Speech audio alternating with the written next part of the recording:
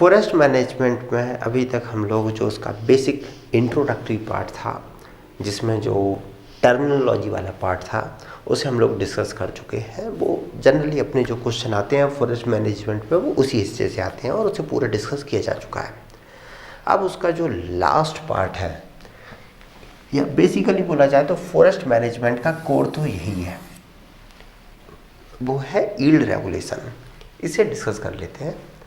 But yield regulation के साथ issue ये है कि समय के साथ हमारे जो फॉरेस्ट को मैनेज करने की जो ऑब्जेक्टिव थे वो चेंज हो गए हैं। हम लोग जो प्रोडक्शन पर्पज था फॉरेस्ट को मैनेज करने का बेसिकली, उसे धीरे धीरे कम कर दिया है और हम लोग शिफ्ट हो गए हैं प्रोटेक्शन पर्पज के लिए। और ये ना केवल एडमिनिस्ट्रेशन लेवल पे हुआ है, हमारी जो फॉरेस्ट्री है यानी कि जो पॉलिसी है, जो एक्ट लेवल पे, वहाँ पर भी धीरे धीरे शिफ्ट किया जा रहा है उसे। और हम लोग चाहते हैं कि या ट्राई कर रहे हैं कि जो फॉरेस्ट से प्रोडक्शन का जो पर्पज़ था हमारा, वो हमसे ना होकर के धीरे धीरे एग्रो फॉरेस्ट्री की तरफ शिफ्ट कर दिया जाए और फॉरेस्ट प्राइमरली केवल प्रोटेक्शन पर्पज़ के लिए डिवोट रह जाए। तो प्रोटेक्शन पर्पज़ की वजह से ये जो यील्ड रेगुलेशन है, इसका पर्पज़ जो है वो धीरे धीरे डिक्लाइन हो रहा है और उसका रिजल्ट आ रहा है इसके क्वेश्चन पे भी।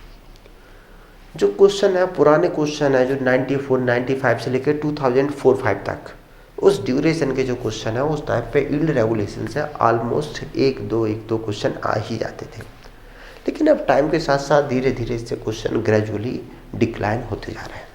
और आज के टाइम पे जो कभी कभार क्वेश्चन आ भी जाते हैं, वो भी आ रहे हैं जो सिंपल वाला जो मटेरियल है, जैसे कि क्लियर फिलिंग सिस्टम है उसमें कैसे यील्ड रेगुलेशन करेंगे, शेल्टरवुड सिस्टम है उसमें कैसे रेगुलेट करेंगे।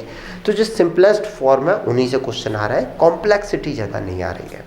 आपसे कोई नहीं पूछ रहा है कि वन मोंटल फार्मूला है, चलो ठीक है, लेकिन ऑस्ट्रेलियन है, ब्रे है, हंडे, स्नागल है, तो ये फार्मूले पे कैलकुलेशन वाले हैं। कभी आपसे ये क्वेश्चन नहीं आ रहा कि कोई प्रॉब्लम दे दी गई हो और ये फार्मूला लगा के आपको उसे कैलकुलेट करना है। तो जो टिपिकल लेवल के कैलकुलेशंस है या टिपिकल लेवल के जो यील्ड रेगुलेशन के मेथड्स है, वो अब आपसे नहीं पूछे जा रहे हैं। तो या तो पूछे ही नहीं जा रहे हैं या सिंपलेस्ट पूछे जा रहे हैं। अब बात करते हैं इस साल के लिए, 2020 के लिए। तो जहाँ तक मेरा उम्मीद है, 2019 में तो मैंने बोला भी था कि इस साल नहीं आने वाला है, तो इसे पढ़ाया भी नहीं गया था क्योंकि जो पैटर्न है उसके हिसाब से लगता भी नहीं है। लेकिन बीच में थोड़ा, अगर ये 19 में कोई क्वेश्चन आ जाता है तो श्योर थे कि 20 में क्वेश्चन नहीं आएगा, लेकिन 19 में नहीं आया है तो एक उम्मीद कर सकते हैं कि पॉसिबल है कि 20 में क्वेश्चन आ जाए।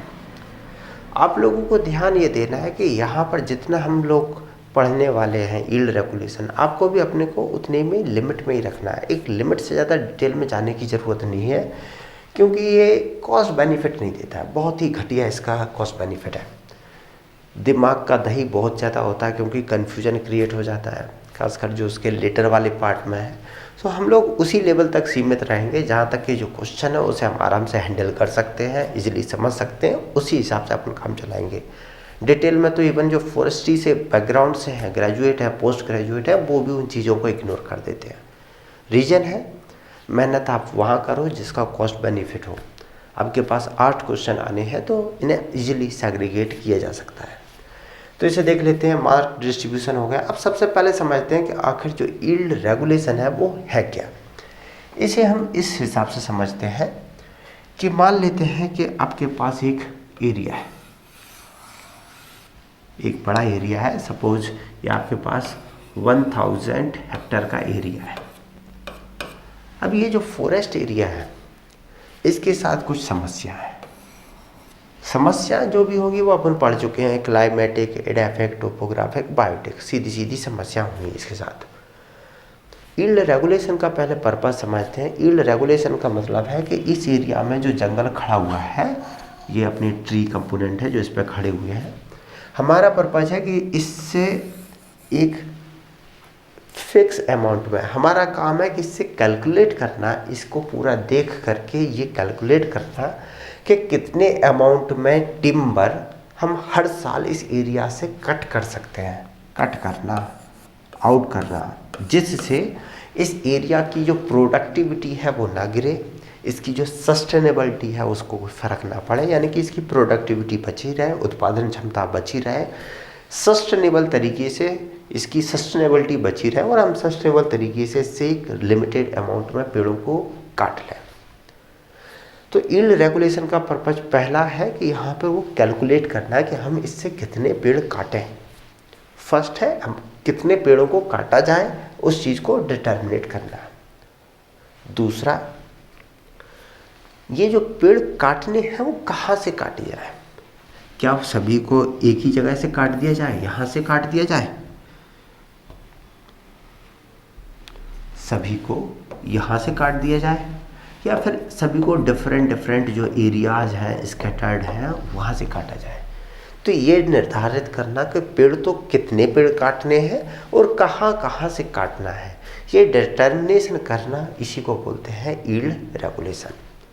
अब ये डिटर्मिनेशन करना इतना टिपिकल काम क्यों है, उसके पीछे समस्या है कि ये जो 1000 का हेक्टर का एरिया है, ये ऐसा नहीं कि किसी का खेत हो, फार्म हो, जिसके सभी चारों कॉर्नर पे जो प्रोडक्टिविटी है या जो सॉइल की जो कैपेसिटी है, प्रोडक्शन कैपेसिटी है, वो एक सी हो सकता है ये हिमालय का रीजन हो, वहाँ पर इस पर इम्पैक्ट पड़ेगा।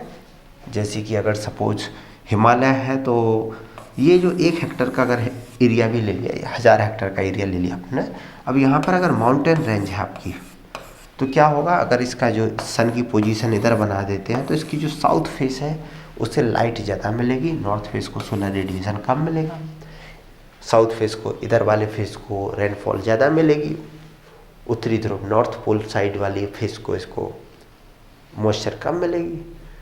तो क्लाइमेटिक फैक्टर हो सकते हैं, एडाफेक्स मिट्टी के हो सकते हैं, पहाड़ी की जो ऊपर वाले रीजन है वहाँ की मिट्टी घटिया हो सकती है, जो वैली रीजन है वहाँ सॉइल बहुत अच्छी हो सकती है। तो एडाफिक फैक्टर हो सकते हैं, बायोटिक फैक्टर हो सकते हैं, टोपोग्राफी को तो डिस्कस कर ही लिया। तो ये जो फैक्टर्स हैं वो इस पूरे एरिया को बिगाड़ेंगे। तो ये अपना काम है कि हम पूरी एरिया को समझें, समझने के साथ हम ये डिटर्मिनेट करें कि हमें आखिर इस पूरे पैच से कितने पेड़ निकालने हैं, जिससे ये पूरी साइट बची रहे, सॉइल इरोजन, वाटर इरोजन ऐसी कोई कंडीशन ना हो, ग्लोबल वार्मिंग के एडवर्स इम्पैक्ट को ये फॉरेस्ट आराम से कोप कर ले और हमारा भी काम निकल आए। यही सब डिटर्मिनेट करने को बोलते हैं यील्ड रेगुलेशन। तो yield regulation is a determination of yield and it expression in management plan. तो इसमें प्रिस्क्रिप्शन होती है मैनेजमेंट प्लान में कि हमें कहाँ पर कब कैसे काटना है। ये तरीका हुआ अपना यील्ड रेगुलेशन। अब यील्ड रेगुलेशन पे आगे जाए उससे पहले कुछ बेसिक टर्मिनोलॉजी है उन्हें समझ लेते हैं, जिससे कि आगे अपन को दिक्कत ना आए। उम्मीद है ये हम लोग पहले भी डिस्कस कर चुके हैं। जैसे पहला आता है यील्ड कैपेसिटी। यील्ड कैपेसिटी का मतलब होता है किसी एरिया की उत्पादन क्षमता। कोई एरिया कितना टिम्बर को प्रोड्यूस कर रहा है उसकी यील्ड कैपेसिटी है। दूसरा यील्ड डिटर्मिनेशन, या उस एरिया से कितना उत्पादन हो रहा है उसका निर्धारित करना, वो है यील्ड डिटर्मिनेशन। अब कैसे करोगे, कैलकुलेट करके। अब यहाँ 3-4 टर्म और आते हैं कि यील्ड क्या है, फाइनल यील्ड क्या है, यील्ड क्या है, फाइनल यील्ड क्या है, इंटरमीडिएट यील्ड क्या है और टोटल यील्ड क्या है। इन्हें समझ लेते हैं कि आखिर ये क्या है। जैसे आपके पास अनएम्प्लॉय रहे हो, ये आपके पास एक एरिया था, इस एरिया को आपने 2010 में यूकलिप्टस के अंदर प्लांटेशन कर दी, ये सोच करके कि 2020 में इस एरिया को अगेन हार्वेस्ट कर लोगे। 10 ईयर की रोटेशन पे आपने यहाँ पर प्लांटेशन लगा दी थी। जब यहाँ पर पेड़ लगाए थे, लगाने के बाद आपको इस एरिया में क्या करना पड़ेगा, टेंडिंग ऑपरेशन वगैरह करने पड़े होंगे, कुछ पेड़ों को बीच में काटना पड़ा होगा। टेंडिंग ऑपरेशन हम लोग सिल्वीकल्चर में डिस्कस कर चुके हैं। तो ये जो बीच में जो चीज़ें निकल आती हैं इनको बोलते हैं इंटरमीडिएट यील्ड, इंटरमीडिएट यील्ड। और जब ये पेड़ बड़े हो जाते हैं और लास्ट में काटते हैं उन्हें बोलते हैं हम लोग फाइनल यील्ड। यील्ड मतलब उत्पादन। और ये जो दोनों यील्ड है इनको टोटल मिला दिया जाए तो इसे बोलते हैं हम टोटल यील्ड, क्योंकि फाइनली तो इस एरिया से टोटल यही मिला ना। और जब वैल्यू की निकाली जाएगी कि इससे कितना टिम्बर प्रॉफिट हुआ, तो हम टोटल को जोड़ करके ही इसे निकालेंगे। तो आपको समझ में आ गया होगा total yield, intermediate yield, final yield capacity और यील्ड डिटरमिनेशन। अब बात करते हैं अपने इस मुद्दे की, जहाँ पर इस पर अच्छा आपने कट कर दिया उसे। ये अपना जो एरिया का एक इशू चल रहा था कि इस एरिया से हमें कितने पेड़ कट करने हैं और इस एरिया के साथ कुछ इशू होंगे। अब यहाँ पर यील्ड को निर्धारित किया जाए कि कितने पेड़ काटने हैं, किस हिसाब से निकले। कुछ तो तरीके निकालने पड़ेंगे, कुछ तो तरीके ईजाद करने पड़ेंगे कि हम यहाँ से निर्धारित कर पाएँ कि कितने पेड़ काटे जाए। तो उसके लोग बिलीव करेंगे, सोचेंगे, हाइपोथेसिस में जाएंगे। तो उसके इन्होंने 3 तरीके निकाले हैं बेसिकली। बेसिक तो 5 तरीके हैं, एक एक करके उन्हें देखेंगे। बेसिकली 3 नहीं है, 5 है। पहला तरीका ये है कि हम ये देखें कि अपने पास एरिया कितना है। एक मोटे तौर पे जो सिंपल तरीका, मोटी बुद्धि में जो आता है, वो है कि हम एरिया के हिसाब से यील्ड रेगुलेट कर लें।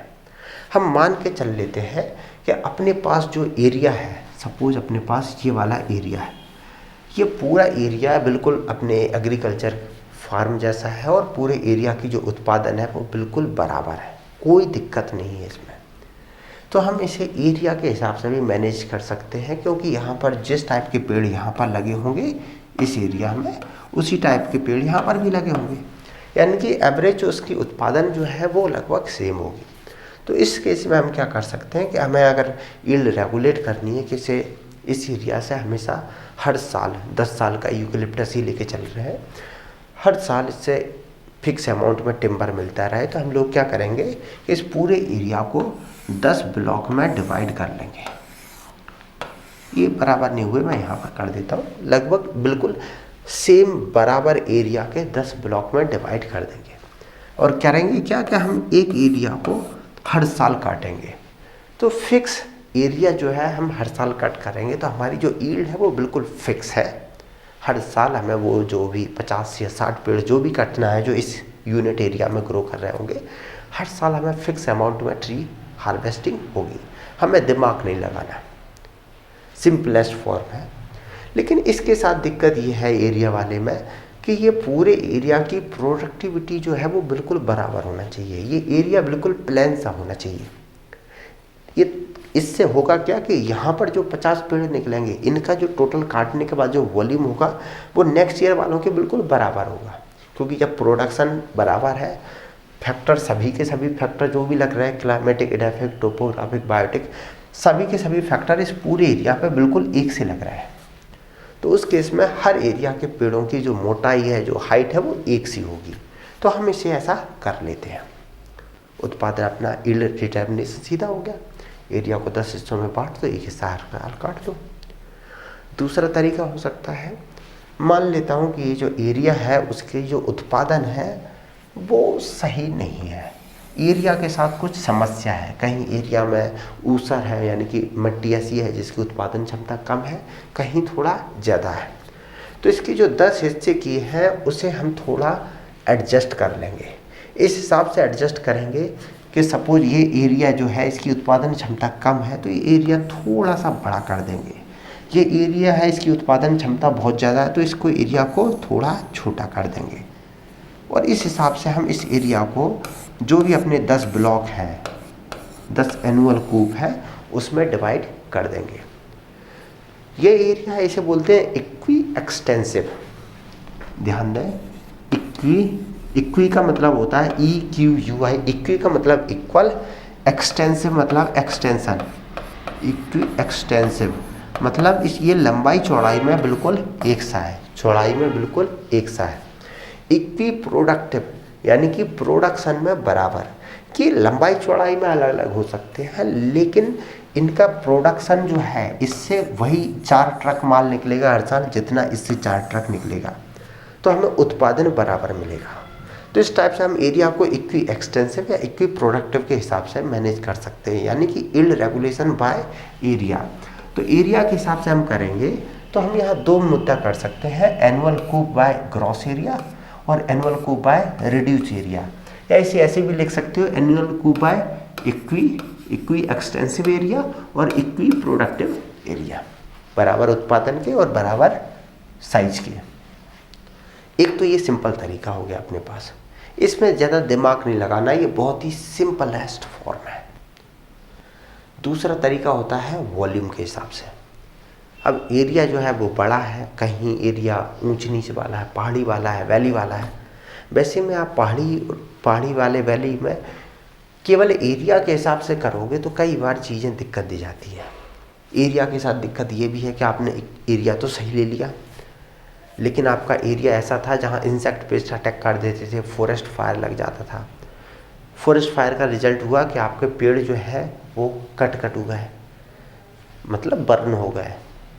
इससे रिजल्ट ये होगा कि आप जो सस्टेनेबल यील्ड का जो तमगा पहने थे, जो झुंझुना बचा रहे थे, वो बर्बाद हो गया।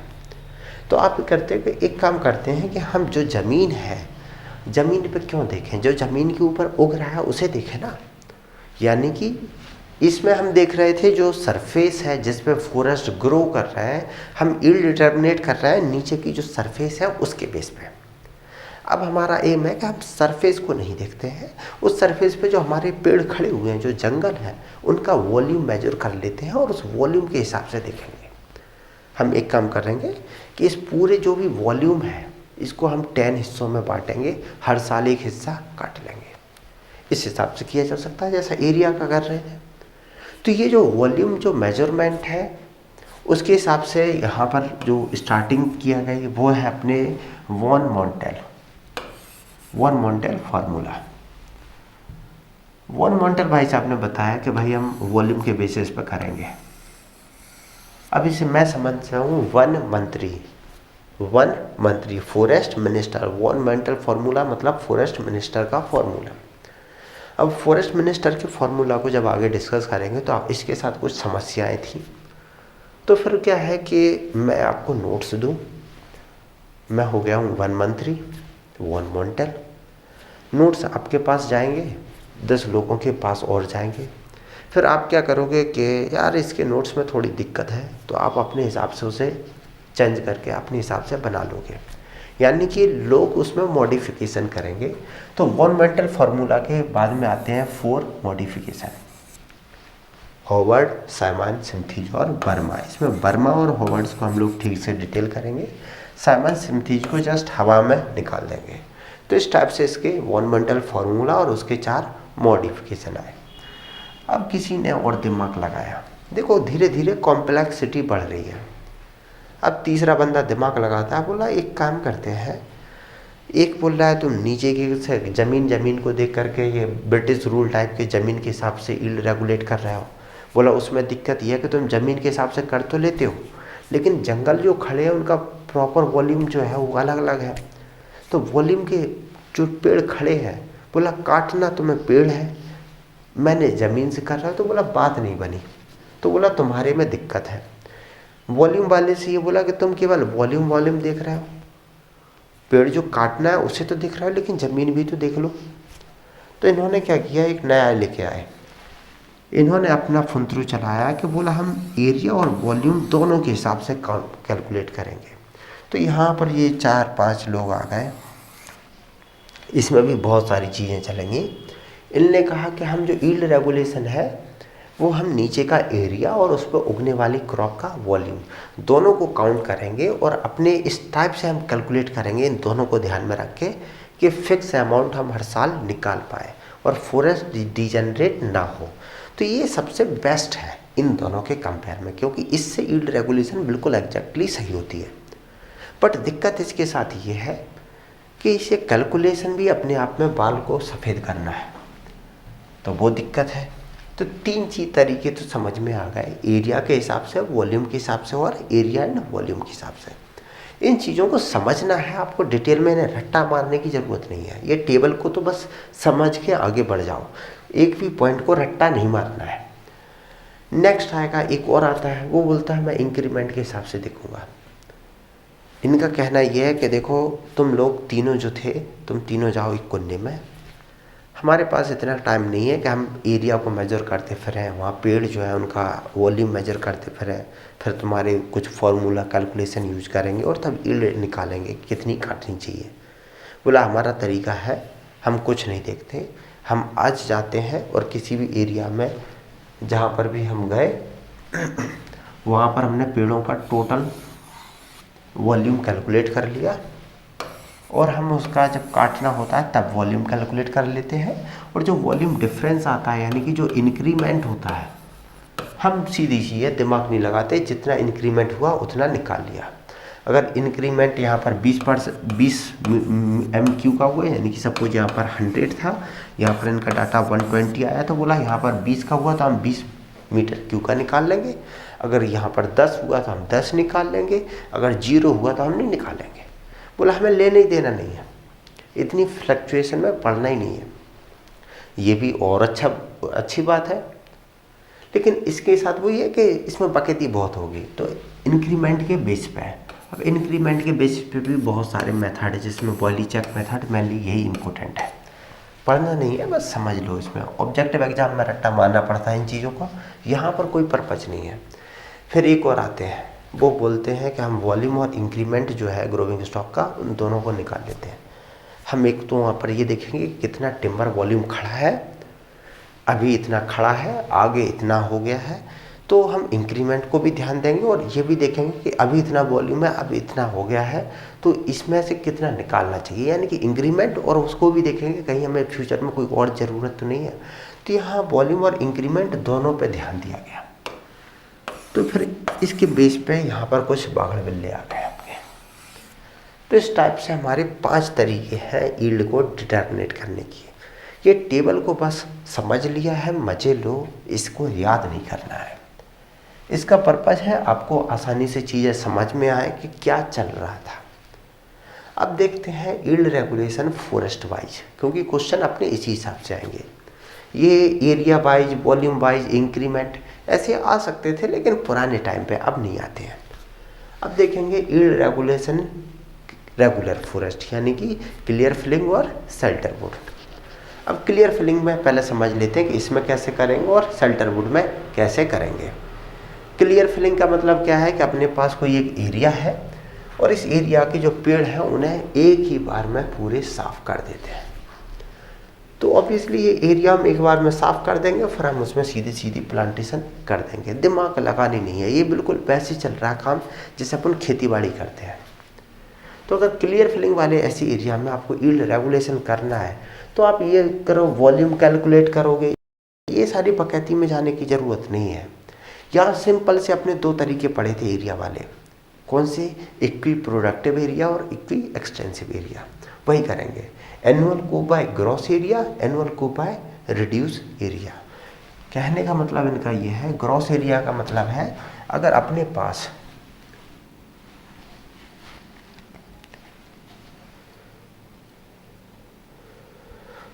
इनका कहना है कि अगर अपने पास सपोज यहाँ पर 10 हेक्टर का एरिया है और आपको 10 साल में डिवाइड करना है, तो इसे एक हेक्टर के 10 ग्रुप में डिवाइड कर दो, ख़त्म काम, दिमाग ही नहीं लगाना इसका।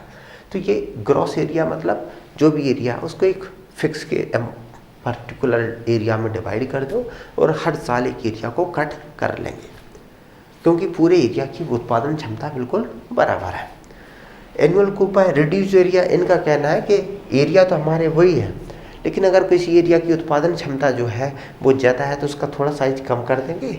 जिसका एरिया का साइज बड़ा है, मतलब उत्पादन क्षमता कम है, उसका साइज थोड़ा बढ़ा देंगे। यानी कि एरिया को जो है वो रिड्यूस यानी कि इंक्रीज डिक्रीज कर देंगे। यहाँ रिड्यूस का मतलब घटाने से ही सेंस है, लेकिन कहने का मतलब है जो एरिया की उत्पादन क्षमता है उसे घटा देंगे। तो इसका कहना है ये एनुअल को बाय रिड्यूस एरिया यानी कि एनुअल को बाय इक्वी प्रोडक्टिव एरिया और एनुअल को बाय इक्वी एक्सटेंसिव एरिया, बराबर साइज के बराबर प्रोडक्शन के, खत्म काम। क्लियर फिलिंग में यील्ड रेगुलेशन के हमारे यही 2 तरीके हैं और इससे आराम से हो जाता अपना।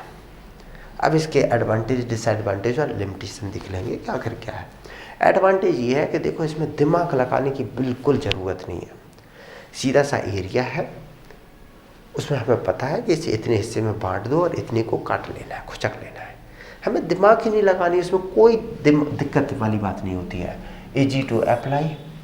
यहाँ पर एज ग्रेडेशन है वो बिल्कुल हमें एब्सोल्यूट मिलती है। एज ग्रेडेशन मतलब वो सीढ़ियाँ जो बनाते थे हम लोग, वो बिल्कुल एब्सोल्यूट मिलेगी। अगर सीढ़ियाँ ना याद रही हों तो मैं यहाँ पर इसी पे बना देता हूँ। जो हम लोग इस टाइप से करते थे, ट्रायंगल बना देते थे। एक ट्रायंगल मीन्स बन जाता था, यहाँ 10 ईयर का होता था, बताया था 10i, यहाँ पर 9i, यहाँ पर 1 ईयर की प्लांटेशन, 1 साल की पौध, 2 साल की पौध, 3 साल की, 4 साल की, 5 साल की, यानी कि 5i, 6i, 6 साल की पौध। यहाँ पर लास्ट में होता था 10i, यानी कि 10 साल की पौध। तो जो सीढ़ियाँ सी बना देते थे वही है कि यहाँ एज ग्रेडेशन है वो बिल्कुल एब्सोल्यूट मिलता है, एक्चुअल मिलता है। लेकिन समस्या क्या है, ये बहुत ही ज़्यादा रिजिड है। रिजिड मतलब ये से कोई मतलब नहीं है तुम्हारा क्या चल रहा है, लोकल पे फैक्टर वगैरह उन सबको किसी को नहीं मानता, ये बिल्कुल एग्जैक्टली चलता है।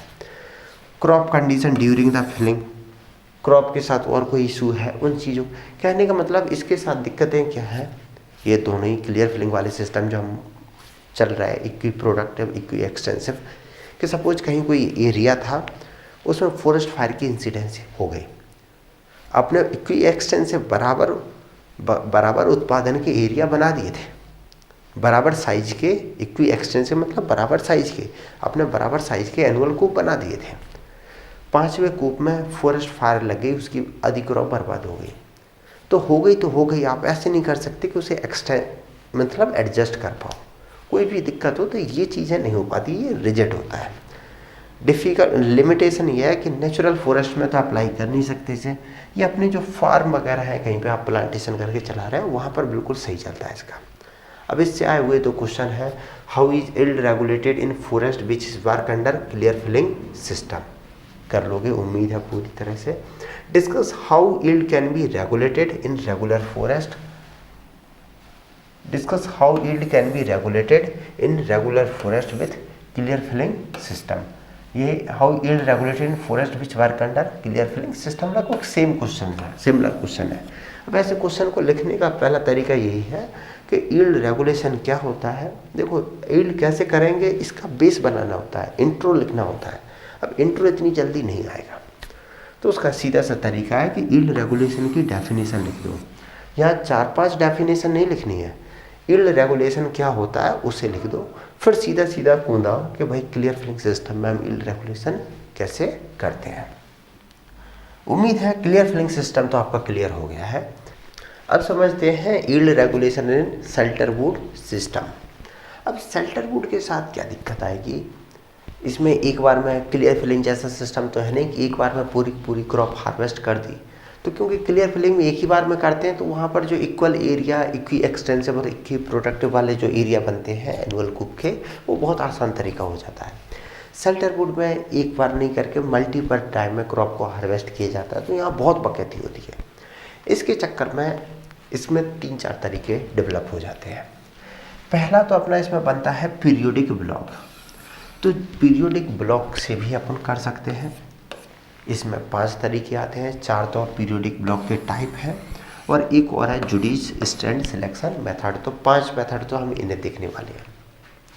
जब आपको शेल्टरवुड सिस्टम बताया था उस टाइम पे भी बताया था कि पीरियोडिक ब्लॉक 4 टाइप के होते हैं, 4 टाइप के पीरियोडिक ब्लॉक होते हैं, उन्हें जब यहाँ पढ़ेंगे तब इन्हें देखेंगे। दूसरा यहाँ पर कुछ वॉल्यूम यानी कि ग्रोविंग स्टॉक के बेस पे मेथड है, ये अपनी जो 1 मंथली और उसके 4 बच्चे। फिर इसके अलावा भी बहुत सारी और चिल्लर बनती है, फ्रेंच मेथड है, ऑस्ट्रेलियन है, कार्ल्स ब्रेमान, हफनागल्स, हंडिस नागल, ये चलते रहेंगे। इन सारी चीज़ों को डिस्कस नहीं करना है, हमारा जो वीडियो डिस्कस होगा वो यहीं तक सीमित है और इसके आगे हम लोग नहीं देखेंगे, वो पर्पज़ कॉस्ट बेनिफिट नहीं निकलेगा उसका। तो यील्ड रेगुलेशन है शेल्टरवुड में, तो सबसे पहले हम देखते हैं पीरियोडिक ब्लॉक के बेसिस पे। अब पीरियोडिक ब्लॉक में क्या होगा, बिल्कुल जैसा एनुअल कूप में होता था क्लियर फिलिंग में, यहाँ पीरियोडिक ब्लॉक आ जाता है। अपने पास कोई भी एरिया है उसके अपने 4 या 5 जो भी अपने पास पीरियोडिक ब्लॉक बना दिए हैं उसी के हिसाब से अपना काम चलने वाला है। बस ये है कि अपने जो पीरियोडिक ब्लॉक हैं, जैसे कि इस एरिया को आपने 4 ब्लॉक में बना दिया है। अब ये पीरियोडिक ब्लॉक ये फिक्स रहेंगे या समय के साथ चेंज होंगे, बस वही दिक्कत होती है। क्योंकि अगर आपने एक बार इन्हें बना दिया और पूरी क्रॉप इसी के हिसाब से चलोगे कि इस साल ये काटेंगे, सपोज 2010 में से काटी, 2020 में इसे हार्वेस्ट करोगे, इसे 30 में करोगे, इसे 40 में करोगे, यानी कि 40 साल की अपनी रोटेशन वाली क्रॉप को लेके चल रहे हैं। मान लेते हैं 40 साल की है तो उसके हिसाब से मैनेज करके चल रहे हैं। अब इसमें दिक्कत क्या आ जाती है, अगर इस हिसाब से चल रहा है सिंपल तरीके में, तो ये है परमानेंट पीरियोडिक ब्लॉक एलोकेशन, यानी कि एक बार एलोकेट कर दिए पीरियोडिक ब्लॉक और परमानेंटली हो गए। दूसरा है, अगर मान के चलो ये करते कहाँ है, ऐसी एरिया में जहाँ रिजनरेशन की समस्या है, 40 साल 100 साल 80 साल वहीं तो चलेगी। और ऐसी दिक्कतें अक्सर कहाँ होती हैं, कॉनिफर्स एरिया में, और कॉनिफर्स में फॉरेस्ट फायर है और दुनिया भर की दिक्कतें वो ज़्यादा होती हैं। अगर सपोज मान लेता हूँ कि यहाँ पर ऐसा चलना था कि हमारा पहला पीरियोडिक ब्लॉक ये था, दूसरा ये था, तीसरा ये था और चौथा नंबर का ये था, ऐसे 4 पीरियोडिक ब्लॉक थे, हम इसी क्रम में चलने वाले थे। लेकिन कोइंसिडेंटली फॉरेस्ट फायर लगती है और इस एरिया को पूरे को बर्बाद कर देती है। अब अगर उसने फॉरेस्ट फायर ने इस एरिया को बर्बाद कर दिया तो अपने हाथ में तो कुछ रहा ही नहीं। इसमें जब फायर लग गई, सब कुछ बर्न कर दिया, तो एक्चुअल में हमें ये करना था कि इसको हमें पटक देना था रीजनरेशन ब्लॉक में, रीजनरेशन पीरियोडिक ब्लॉक में। इसको हमें रीजनरेशन वाला नाम दे देते इसे, क्योंकि यहाँ पर रीजनरेशन की एक्टिविटी हमें करना चाहिए थी, क्योंकि ख़त्म हो चुका है। तो उस हिसाब से इनकी जो नंबर है उन्हें चेंज हो जाना चाहिए था।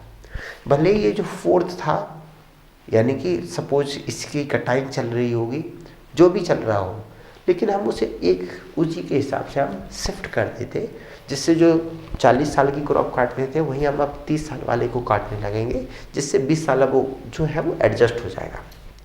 उसे उस हिसाब से हम एडजस्ट करने की कोशिश करते, क्योंकि यहाँ रिजनरेशन का काम चल रहा था, जो यहाँ चल रहा था वो यहीं पे शुरू हो गया। तो इस हिसाब से हमें एक फ्लेक्सिबिलिटी मिल जाती है। तो अगर पीरियोडिक ब्लॉक को परमानेंट कर दिया, यानी कि fix periodic block allotment method, वो समझ में आ गया। और जहाँ इस टाइप के केस आ जाते हैं, परमानेंट में चेंज करना पॉसिबल नहीं होता है। अगर कोई आपको ऐसी परमिट कर देता है तो उसे बोलते हैं revocable periodic block allotment method. यानी कि अगर कोई पीरियोडिक ब्लॉक है जो दूसरे नंबर का है और सपोज उसकी कंडीशन ऐसी है प्रोडक्टिविटी की वजह से कि वो तीसरी कंडीशन में पहुंच सकता है, और तीसरे वाले के साथ ऐसा कुछ कयामत वाला हो गया है कि वो सेकंड की तरफ शिफ्ट हो रहा है, तो हम उसे शिफ्ट कर देंगे, इंटरचेंज कर देते हैं। तो इसे बोलेंगे revocable periodic block allotment method. एक है single periodic block allotment method. इसमें क्या करेंगे, ये बिल्कुल और भी एक्सट्रीम फॉर्म है। उन्होंने बोला कि देखो ये पीरियोडिक ब्लॉक जो 4 है, इनके साथ समय के साथ समस्याएं आती ही रहती है, तो क्यों ना ऐसा किया जाए कि हम क्यों 4 बांट रहे हैं। एक काम करते हैं कि सबसे इम्पोर्टेंट कौन सा पीरियोडिक ब्लॉक है, बोला रीजनरेशन वाला। क्यों? क्योंकि देखो जब इसमें रीजनरेशन होगा तभी तो ये आगे चलेगी पूरी साइकिल। अगर बच्चे ही पैदा नहीं होंगे तो आगे फैमिली कहाँ से बढ़ेगी। तो सबसे पहला तो रीजनरेशन वाला एक इशू हो गया। दूसरा, जो टिम्बर की कटाई है, जो पेड़ों की कटाई है, वो कहाँ हो रही है, वो भी इसी ब्लॉक में हो रही है। तो बोला हमें जो इनकम होनी है वो भी इसी ब्लॉक से होनी है, नई यंग रीजनरेशन जो क्रॉप को लगानी है वो भी इसी में हो रही है, यानी कि सबसे ज़्यादा इंपॉर्टेंट कौन सा है, रीजनरेशन ब्लॉक। तो बोला इसमें हम क्या करेंगे, सीधा सा काम है, हम केवल एक ही ब्लॉक, इस पूरे एरिया में केवल एक ही ब्लॉक डिनोट करेंगे, और हर बार जब भी अपना टाइम आएगा हम उसमें देखेंगे कि हमें कौन से ब्लॉक को रीजनरेशन ब्लॉक बनाना है, और उस एरिया को रीजनरेशन ब्लॉक के नाम से जगह अलॉट कर देंगे। बकाया के 3 ब्लॉक को कोई अलॉट नहीं होता, उन्हें छोड़ देते हैं। बोलेंगे कि जब अगली साल जब कोई काटने के लिए जब दूसरा आएगा, इसका रीजनरेशन हो चुका होगा, जब दूसरा हिस्सा आएगा तब देख लेंगे कि ये दूसरा वाला ब्लॉक किसे बनाना है, इस वाले को बनाना है, इसे बनाना है या इसे बनाना है। बोला हमें कोई जल्दीबाजी बात नहीं है। तो इसमें केवल एक ही पीरियोडिक ब्लॉक को दिया जाता है, इसे बोलते हैं single periodic block allotment method. Single periodic block में क्या कर रहे हैं, आप केवल एक को ही दे रहा है, रिमेनिंग को कोई अलॉटमेंट नहीं है, यानी कि रिमेनिंग का जो है वो टाइम अलॉटमेंट नहीं है, जगह का अलॉटमेंट अभी कुछ ऐसा है नहीं। तीसरा है फ्लोटिंग पीरियोडिक ब्लॉक मेथड। ये इसका भी ग्रैंडफादर निकला। बोला इससे पहले वाले जो एक परमानेंट वाला था, उन्होंने परमानेंट वालों ने क्या किया था कि ये जो भी अपने पास एरिया था ये जो भी अपने पास एरिया था इसको एक फिक्स एरिया कर दिया था और फिक्स पीरियड कर दिया था। परमानेंट में एरिया और पीरियड दोनों फिक्स था। लेकिन ये जो अभी आ रहा है फाइनल, इन्होंने बोला है कि हम ना तो इसका एरिया फिक्स कर रहे हैं और ना ही पीरियड फिक्स कर रहे हैं। सपोज किसी को हमने मान लिया कि ये पीरियोडिक ब्लॉक है जिसमें रिजनरेशन चल रहा है, 20 साल में हो गया तो हो गया, 40 साल में होगा चलेगा, कोई दिक्कत नहीं। जब तक रिजनरेशन उसका फिक्स नहीं हो जाता, जब तक उस एरिया में रिजनरेट नहीं हो जाता, तब तक हम उसी को पकड़े बैठे रहेंगे, हम नेक्स्ट एरिया में शिफ्ट नहीं होंगे। पूरा जो डिपार्टमेंट है वो उसी एरिया के चारों तरफ तंबू गाड़ के बैठा रहेगा, चाहे वो 20 साल लगे या 25 साल लगे। जब वो उसकी रिजनरेशन हो जाएगा, इसी के बाद अपने तंबू गाड़ के किसी दूसरे एरिया में जाएंगे। तो यहाँ पर पूरा ही ना तो टाइम है ना ही स्पेस, यानी कि जो एरिया, कितना एरिया हमें अलॉट करना चाहिए वो भी फिक्स नहीं है। तो ये पूरा का पूरा फ्लोटिंग है। तो इस टाइप से हम उसके हिसाब से हम ये निकाल सकते हैं कि किस हिसाब से हम यील्ड रेगुलेट करें। अब यहाँ पर वही क्वेश्चन है, describe the procedure for allotting different type of periodic block. Periodic block कैसे अलॉट करते हैं, तो वो 4-5 टाइप हैं, वो समझ में आ गया। तो डेफिनेशन में सबसे पहले लिखोगे कि पीरियोडिक ब्लॉक क्या होता है, और इर्रेगुलर सर्टिफिकेट सिस्टम में पीरियोडिक ब्लॉक एलोकेट करने के ये 4 तरीके हैं। या तो परमानेंट, दूसरा है रिवोकेबल, फ्लोटिंग और single. Discuss how yield can be regulated in regular forest with clear felling system. Regular forest with clear felling system, ये तो क्वेश्चन रिपीट हो गया। व्हाट इज प्रोग्रेसिव यील्ड, ये उसमें देखा था सस्टेनेबल यील्ड और प्रोग्रेसिव यील्ड वाले में। प्रोग्रेसिव यील्ड क्या है, how is annual yield obtain in forest work with periodic block method. तो इसे ये वाला जो हिस्सा था कि हम भाई जो एनुअल यील्ड है वो पीरियोडिक ब्लॉक में जो चल रहा है उनसे कैसे निकले। एक्चुअली पीरियोडिक ब्लॉक से एनुअल यील्ड ना होके पीरियोडिक यील्ड होती है, वो आपको वहाँ पर लिख देना है कि एनुअल यील्ड ना होकर उनसे पीरियोडिक यील्ड होती है। जो पेपर सेटर है वो कई बार इस टाइप से गूगली कर देते हैं, वो इस टाइप से, क्योंकि स्टूडेंट की एक आदत होती है क्वेश्चन को फेंकने की, तो वो ऐसी गूगली कर देते हैं कि स्टूडेंट उसी फ्लो में दर क्वेश्चन को लिखते जाता है, तो उन्हें समझ में आ जाता है कि फेंकने वाला है। फॉर एग्जाम्पल के लिए ऐसा उन्होंने एक फॉरेस्ट टाइप्स आता है जो मॉइस्ट डेसिडुअस फॉरेस्ट है, मॉइस्ट टाइप के ट्रॉपिकल मॉइस्ट डेसिडुअस फॉरेस्ट है, उसको उन्होंने बोला कि उसके 4 सब टाइप लिख दो। अब एक्चुअल में 3 ही सब टाइप होते, 4 होते ही नहीं है। तो जिन्हें नहीं पता था वो लिख के चले गए, उनके आराम से उन्हें डिटेक्ट कर लिया और उनके मार्क्स कट कर लिए। अब इसमें जो चाहता था पीरियोडिक ब्लॉक मेथड में, जिसे यहाँ पर देखा था हमने, यहाँ 4 हो चुके थे, 5वां और था जुडिस स्टैंड सिलेक्शन मेथड। तो ये जुडिस स्टैंड सिलेक्शन मेथड क्या है, कुछ नहीं है, पीरियोडिक ब्लॉक जैसे ही थोड़ा मॉडिफिकेशन है।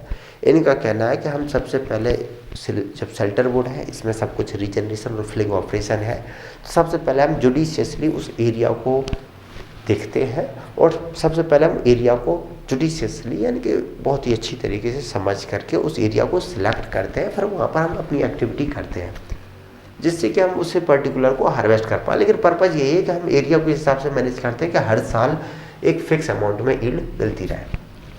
अब यहाँ पर क्वेश्चन है पुराना, what is yield regulation in forest management, how can the yield regulate by judicious method to be used. जब इसे नोट्स में पढ़ोगे तो समझ में आ जाएगा। अब यहाँ पर अपना आता है, ये पीरियोडिक एलोकेशन हो चुका है, अब अपने ये जो मेथड है वॉन मॉन्टेल और उसके 4 यानी कि ग्रोविंग स्टॉक के बेस पे इन्हें समझना है। ये समझ लिया, अपना ये मुद्दा खत्म हो गया। तो ग्रोविंग स्टॉक को कैलकुलेट करना है। पर्पज़ ये है कि आपके पास कोई एक जंगल का पैच है, उसके ऊपर जो खड़ा हुआ पेड़ का वॉल्यूम है, टिम्बर वॉल्यूम है, उसे कैलकुलेट करो और उससे एक फिक्स अमाउंट में आपको ये पता पड़ जाए कि उस पूरे एरिया से हर साल कितना ग्रोविंग स्टॉक है वो बढ़ रहा है। इन द सेंस, कहने का मतलब है कि ये फॉरेस्ट का एरिया है, यहाँ पर आज कैलकुलेट करेंगे कि इस एरिया में टोटल ग्रोविंग स्टॉक कितना है। सपोज ये है 100 और ये देखेंगे कि आज कितना हो गया, फाइनल पे ये होगा 120, तो इंक्रीमेंट कितना निकला 20 का। ये मेथड एक्चुअल में पूरे इंक्रीमेंट पे ध्यान देता है। वो देखते हैं कि ये जो एरिया है उसमें जो ग्रोविंग स्टॉक है उसमें हर साल कितना इंक्रीमेंट हो रहा है, जितना इंक्रीमेंट हो रहा है उतने को हमें काटना है, बस सिंपल सा भी है। अब इसमें सबसे पहले आते हैं वॉन मॉन्टेल फार्मूला। वॉन मॉन्टेल भाई साहब को इससे पहले हम लोग और चीज़ें देख चुके हैं, वॉन मॉन्टेल को बोलते हैं फॉर्मूला ऑफ ग्लोरियस सिंप्लिसिटी। इससे पहले हम लोग ये इस टाइप की टेबुलर फॉर्म को हम देख चुके हैं। जैसे कि अगर हमने से फर्स्ट ईयर की क्रॉप ले लें 31 दिसंबर, जैसे कि आपको अब तक समझ में आ गया होगा कि 31 दिसंबर 1 जनवरी समझने के लिए है, अपने एक्चुअलिटी से कोई मतलब नहीं है उसका। तो यहाँ पर 1 ईयर की क्रॉप है, 2 ईयर की, 3 ईयर की, इस टाइप से ये 10 ईयर की क्रॉप हो चुकी थी यहाँ पर। अब 10 ईयर की जो क्रॉप है, अगर हम इसे इस टाइप से टेबुलर फॉर्म में अरेंज कर लें तो आपको थोड़ा बहुत आइडिया लग गया होगा। यहाँ पर हम लोग आई में भी कर चुके थे, क्योंकि लास्ट का हम काट रहे थे। 10 साल की क्रॉप है तो इसे हम 10 आई में डिवाइड कर देंगे, जिससे हमें ये समझ में आ जाएगा कि एक आई मतलब एनुअल इंक्रीमेंट कितना हुआ। ये बोलता है कि हर साल, सेंस इनका ये है कि हर साल देखो इसमें एक आई की ग्रोथ हुई, ये 10 पेड़ खड़े हुए हैं और 10 के 10 पेड़ में एक एक आई की इंक्रीमेंट हुआ है, यानी कि टोटल इस एरिया से इंक्रीमेंट कितना हो रहा है 10 आई का। तो हमें हर साल इस एरिया से 10 आई को हार्वेस्ट करना है। बिल्कुल वैसे ही चलता है इसमें कि जैसे 10 आई को इसमें किया, इसकी जगह प्लांटेशन हो जाएगी, धीरे धीरे ये शिफ्ट होती रहेगी। तो इसे कैसे समझ सकते हैं, इसको ग्राफ को अगर ऐसे ग्राफिकल रिप्रेजेंट कर दें तो उम्मीद है आपको आराम से समझ में आ जाएगी। अब इसमें एक चीज़ और करते हैं, 1 जनवरी पे ये आई गायब हो जाएगा और यहाँ पर 9 आ जाएगा। 31 दिसंबर बोल दूँ तो ये 1 आ जाएगा, ये 10 आ जाएगा, लास्ट आ जाएगा बिल्कुल। तो एक काम करते हैं, साल का बीच ले लेते हैं, मिड ईयर ले लेते हैं। तो मिड ईयर में क्या होगा कि ये पूरी आई ना होके हाफ आएगी, हाफ इसकी, हाफ इसकी, हाफ इसकी, तो हाफ हाफ हाफ आएगी। यानी कि आधे साल में, एक साल में 10 पिलर है तो 10 आई की ग्रोथ होती थी, सभी में 10 में आधे आधे हाफ हाफ आई की होगी, यानी कि टोटल कितनी आई की ग्रोथ होगी 5 आई की, यानी कि टोटल इंक्रीमेंट आपका कितना होगा 5 आई का। यही 5 आई को आपको निकाल लेना था। अब दिक्कत ये आती है नेचुरल फॉरेस्ट में कि ये जो ग्रोथ है वो बिल्कुल ऐसे नहीं होती कि हर साल इसमें भी एक आई की ग्रोथ होगी और इसमें भी एक आई की ग्रोथ होगी। पेड़ों की जो स्टार्टिंग की 1-2 साल की एज होती है उस टाइम पर प्रॉपर ग्रोथ नहीं होती है, फिर बीच में एकदम तेज़ी से ग्रोथ होती है हाइट में, और एक टाइम के बाद फिर उनकी ग्रोथ रोकने लगती है। तो इस हिसाब से इनकी ग्रोथ में फ़र्क पड़ता है। तो फिर हमें ऐसे आई वाले फार्मूले पे कैलकुलेट करके हम सही से तरीके नहीं निकाल पाते हैं। तो फिर उसका तरीका क्या है कि एक काम करते हैं, हम यहाँ पर हम ग्रोविंग स्टॉक जो है उसे एक साइड से कैलकुलेट करना शुरू करेंगे। इसे देखेंगे कभी गए जंगल में और गिना ऐसे 10, 9, 8, 7, 6, 5, 4, तो इस टाइप से पूरे को कैलकुलेट इसे कर लेते हैं। पूरे को कैलकुलेट करने का मतलब क्या हुआ, ये नॉर्मल ग्रोविंग स्टॉक मतलब इस पूरे में कितना ग्रोविंग स्टॉक खड़ा है, तो हम यहाँ पर नॉर्मल ग्रोविंग स्टॉक को कैलकुलेट कर लेंगे। दूसरा, इसका रोटेशन कितना पीरियड है 10 साल, उसका लेते हैं हम हाफ। तो इंक्रीमेंट जो आई है वो अपना निकल आता है। अगर आपको इंक्रीमेंट नहीं पता है इस एरिया का कि हर साल कितना एरिया, क्योंकि अलग अलग एरिया का इंक्रीमेंट अलग अलग होगा, ओवरऑल अगर देख लिया जाए तो आप क्या करोगे, 10 साल का है, रोटेशन को आधा कर दो और इस पूरे को मेजर कर लेते हैं डाटा से। तो आपने नॉर्मल ग्रोविंग स्टॉक निकाल लिया, उसका रोटेशन का हाफ कर दिया, तो आपको इसका इंक्रीमेंट पता पड़ जाएगा। जैसे कि कैलकुलेशन के लिए भी अगर बोल रहे हैं तो यहाँ पर आप अगर आई के हिसाब से स्टैंडर्ड कैलकुलेट करोगे तो आई कितनी निकलेंगी अपनी, मतलब हाफ पे ले लें अगर, तो हाफ पे लेंगे तो अपनी आई आएगी, नॉर्मल ग्रोविंग स्टॉक कितना आएगा अपना 50 के आसपास। अगर अपना आई लेते हैं इंक्रीमेंट तो ये कितनी आएगी, इसमें सपोज एंडिंग में लेते हैं तो 10, 9, 5, तो एंडिंग में लेते हैं तो अपनी आई आती है 55, स्टार्टिंग में लेते हैं तो 45 और बीच में लेते हैं तो 50, तो आई अपनी आती है 50। रोटेशन है 10 साल का डिवाइडेड बाय 2, और नॉर्मल ग्रोविंग स्टॉक है उसे तो हम कैलकुलेट करेंगे। तो ये नॉर्मल ग्रोविंग स्टॉक एक्चुअल में आ जाता है कि ये कितना यहाँ पर वॉल्यूम खड़ा हुआ है, अगर हमने इसका इंक्रीमेंट और रोटेशन को निकाल दिया है। ये तो चीज़ें सीधी सी है। अब इसमें होता क्या है कि हम आई को एक्चुअल में, इंक्रीमेंट को एक्चुअल में काउंट नहीं कर पाते हैं, या थ्योरेटिकली हमने इंक्रीमेंट को समझ लिया लेकिन एक्चुअल में ग्राउंड लेवल पे हम इसे नहीं काट पाते, इसे हम मेजर कर सकते हैं।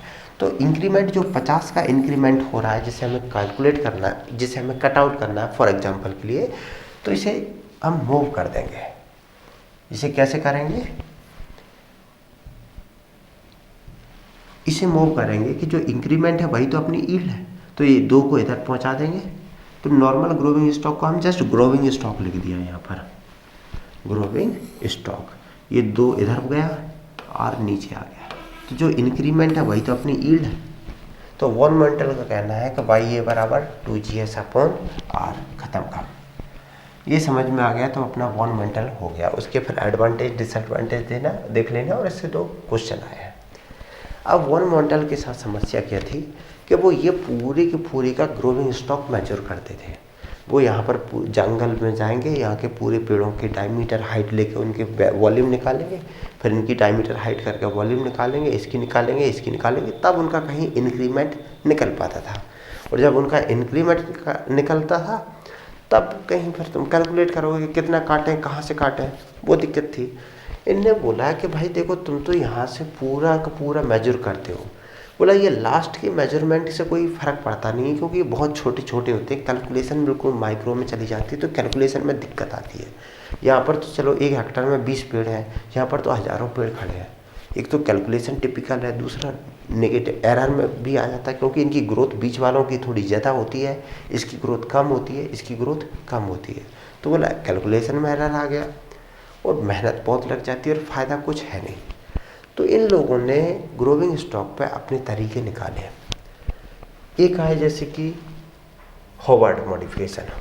होवर्ड भाई साहब ने बोला कि देखो, आप इस ट्रायंगल में जो कैलकुलेशन कर रहे हो, इनकी जो ग्रोविंग स्टॉक को मेजर कर रहे हो, आप यहाँ से शुरू करते हो और यहाँ तक, मतलब पूरी की ग्रोविंग स्टॉक को मेजर करते हो। हम एक काम करते हैं, हम पूरे को नहीं करेंगे, हम इसके ये अगर इसे ट्रायंगल बना लेते हैं इस टाइप का, तो बोला हम इसे हाफ का करेंगे, केवल ये वाले पार्ट का हम मेजर करेंगे, आधे को हम छोड़ देंगे। बोला इससे क्या बेनिफिट होगा? बोला देखो ऐसे समझो, पर्पज तो तुम्हारा यही है कि यहाँ का ग्रोविंग स्टॉक पूरा पता होना चाहिए। बोला देखो, हमने मेजर किया इतने का हाफ का, अब तुम टेक्निकली देखो कि ये हाफ है, अगर हम इसे ट्रायंगल बना दें तो इस पूरे ट्रायंगल को हम 4 ट्रायंगल में बांट सकते हैं। हमने जो वॉल्यूम पेड़ों का जो मेजर किया, वो इस हिसाब से हमने लगभग उसका 3 हिस्से मेजर कर लिए आउट ऑफ 4। 4 ट्रायंगल बन रहा है बराबर साइज के, तो इसका मतलब है हमने लगभग जो मेजर काउंटिंग वॉल्यूम किया, जो हमने काउंट किया, काउंट कितने को किया? हमने काउंट किया 3/4 ऑफ एक्चुअल वॉल्यूम। जो टोटल सपोज जो भी वॉल्यूम होगा उसका 3/4 तो हमने कर ही लिया। तो फिर एक्चुअल वॉल्यूम कितना होना चाहिए? अगर हमसे ये वॉल्यूम अगर एक्चुअल बोल दिया है, एक्चुअल, तो एक्चुअल यहाँ पर कितना खड़ा होगा? एक्चुअल जो होगा वो होगा 4/3 of counting volume, counted volume. यानी कि तुम जितना भी काउंट कर रहे हो उसका 4/3 होगा, यानी कि तुमने जितना भी काउंट किया उसका 25% ऊपर ही होगा। ये समझ में आ गया? यानी कि इन्होंने वॉन मेंटल ने क्या किया कि ये पूरी को वॉल्यूम मेजरमेंट करने से बेटर है केवल हम इतने हिस्सा का ही हम वॉल्यूम मेजर करेंगे। और इसी को इनका जो फॉर्मूला था वॉन मेंटल का 2GS अपॉन आर में रख दिया। बोला तुम्हारा ग्रोविंग स्टॉक कितना है? पर्पज तो ग्रोविंग स्टॉक ही है, तुम पूरा काउंट करते थे, हम पूरा नहीं कर रहे हैं। हमने कितना किया? हमने बोला कि जैसे देखो y बराबर 2GS, अब यहाँ पर 2/r ये रख लिया, यहाँ पर जो GS था ग्रोविंग स्टॉक है, बोला वो 4/3 ऑफ v से क्यों शो कर दिया? क्योंकि जिससे आपको डिफरेंस समझ में आया नहीं, तो यहाँ पर 4/3 ऑफ GS कर सकते थे और यहाँ पर लिख सकते थे काउंटेड, यानी कि जो काउंटेड ग्रोविंग स्टॉक है वो 4/3 उसका। तो अपना यील्ड समझ में आती कि भाई इस एरिया से कितना इंक्रीमेंट हो रहा है, इससे आप समझ में आ गया होगा। अब होवर्ड के बाद एक और था वर्मा भाई साहब। इनने बोला कि बात थोड़ी जम नहीं रही है, तुम केवल आधे पे करना चाहते हो, मैं थोड़ा उससे आगे जाना चाहता हूँ, मेरे पास खाली टाइम बहुत है, एग्ज़ाम अभी नज़दीक है नहीं। तो उन्होंने बोला एक काम करता हूँ, मैं अपना जो ट्रायंगल बन रहा है उसे 3 हिस्सों में बांट लेता हूँ और मैं इसके लास्ट के 2 हिस्सों को काउंट करना चाहता हूँ, लास्ट वाला नहीं करना चाहता हूँ। बोला बहुत चिल्लर छोटे छोटे पौधे हैं उन्हें नहीं करना चाहता हूँ। तो तो अब ये क्या करेगा भाई, इसे करेगा तो फिर इसे अपने एरिया को ये ट्रायंगल में डिवाइड कर देगा, ट्रायंगल बनाएगा। अब इससे पता पड़ा कि ये पूरा एरिया जो है वो 9 ट्रायंगल में डिवाइड हुआ और इसने 8 ट्रायंगल का वॉल्यूम तो कैलकुलेट कर लिया। यानी कि कैलकुलेटेड वॉल्यूम कितना होगा, जो वॉल्यूम कैलकुलेटेड है वो कितना होगा, वो होगा 8 out of 9 of volume actual. तो किसी एरिया का एक्चुअल वॉल्यूम कितना हो सकता है, वो होगा 9/8 वॉल्यूम कैलकुलेटेड। ये बराबर का निशान है। ये बात समझ में आ गई। बस वही तो यहाँ पर रखा है। इन्होंने ग्रोविंग स्टॉक जो है 9/8 रख दिया, तो इनका ये आएगा यील्ड रेगुलेशन V = 9V/4R। उसका मल्टीप्लाई करोगे, ये 2 से ये 8 कट के 4 आ जाएगा, तो यहाँ पर 4R आ जाएगा। अब वर्मा मॉडिफिकेशन, ये भी आपका अपना काम हो गया। तो फॉर्मेंटल की तो आ गया होवर्ड फॉर्मूला, दूसरा है वर्मा मॉडिफिकेशन। इसके अलावा 2 और आते हैं। साइमंस ने बोला तुम कितना भी कर लो, हम एक बोल रहा है कि हम आधे तक करेंगे, दूसरा बोला हम 2/3 तक करेंगे। बोला हमारा कोई मतलब नहीं है, हमारा तो सीधा है, जहाँ तक हमारी मर्जी है हम उतने नीचे तक आ सकते हैं। तो फिर इन्होंने अपना फुंतरू चलाया और उस हिसाब से इन्होंने अपने स्टेप प्रोसीजर है और उसके हिसाब से कर दिया। बस इसे समझ लो कि कैसे किया है, इसमें देखने की ज़रूरत है नहीं। तो यहाँ तक हम लोग सिमथीज है, सिमंस वो उसी टाइप से चलते रहेंगे। तो एलोकेशन हो गया, ये हो गया। अब आता है मेजरमेंट वॉल्यूम बाय इंक्रीमेंट। इसमें बहुत सारे फॉर्मूले होंगे, इनके पछड़े में हमें पढ़ने की ज़रूरत है नहीं, कोई फालतू के चलते रहेंगे। कॉस्ट बेनिफिट उनका निकलने वाला अपन का होता नहीं है इसका। तो रेगुलर फॉरेस्ट में क्लियर फिलिंग हो गया और शेल्टर वुड हो गया। अब आएगा अपना सिलेक्शन फॉरेस्ट, यानी कि इर्रेगुलर फॉरेस्ट। इर्रेगुलर फॉरेस्ट में भी ऐसी तरीके आएंगे। एक होगा ईल्ड और इंक्रीमेंट। ये पहला है ईल्ड के बेस पे, यानी कि ग्रोविंग स्टॉक के बेस पे, ये इंक्रीमेंट के बेस पे, और ये ग्रोविंग स्टॉक और इंक्रीमेंट के बेस पे। फिर इनमें भी वही चीज़ें चलेंगी उसी हिसाब से। यहाँ वॉन मॉन्टेल फार्मूला और उसका फ्रेंच फार्मूला का मॉडिफिकेशन, वॉन मॉन्टेल तो वही रहेगा, लेकिन ये फ्रेंच फार्मूले के मॉडिफिकेशन चलते हैं। यहाँ पर और भी चीज़ें आती रहेंगी। इन सारी चीज़ों को आपको जस्ट इग्नोर कर देना है, क्योंकि इनका कोई पॉजिटिव नहीं निकलेगा। जैसे ये क्वेश्चन आए भी हैं इन पे, तो देखो ये 2014 के हैं, 2004, 2011, ये सारे वो हैं, वो टाइम के क्वेश्चन हैं। अगर 2014 के 2 क्वेश्चन छोड़ दो, तो ये वो पीरियड है जब IFS में डायरेक्ट मेंस हुआ करता था, और उस टाइम पे फॉरेस्ट्री एकेडमिक से भी इन्हें एग्ज़ाम को देते थे। बाद में फॉरेस्ट एकेडमिक से ऑलमोस्ट निकल चुका है, अब तो लगभग देती ही नहीं है ऐसे एग्ज़ाम। सभी आउटसाइडर्स हैं, यानी कि इंजीनियरिंग बैकग्राउंड अदर वाले दे रहे हैं। तो इस टाइप के टिपिकल अगर वो पूछ लेते हैं तो बनते नहीं है क्वेश्चन, तो इसलिए ये लगभग हट से गए हैं इसमें से। तो यहाँ तक अपना जो यील्ड रेगुलेशन है वो वाला पार्ट हो चुका है। अगर इसमें कहीं भी दिक्कत आ रही है आपको, तो क्वेश्चन ज़रूर पूछ लें। और मैं केवल यही बोलूँगा कि यील्ड रेगुलेशन वाले पार्ट को आप सबसे आराम से पढ़ें, लास्ट में पढ़ें। ये स्टार्टिंग के जो पार्ट है जिसे समझा गया उसे पढ़ लें। बाकी इनको ऐसा है कि अगर आपके पास टाइम है तो उसे देख लें, अगर टाइम नहीं है तो इग्नोर कर सकते हैं, क्योंकि कॉस्ट बेनिफिट इतना इसका नहीं निकलता है। इससे बेटर कॉस्ट बेनिफिट आगे के जो चैप्टर हैं, जैसे कि फॉरेस्ट मेंसुरेशन है, फॉरेस्ट इंजीनियरिंग है, उनका अच्छा है।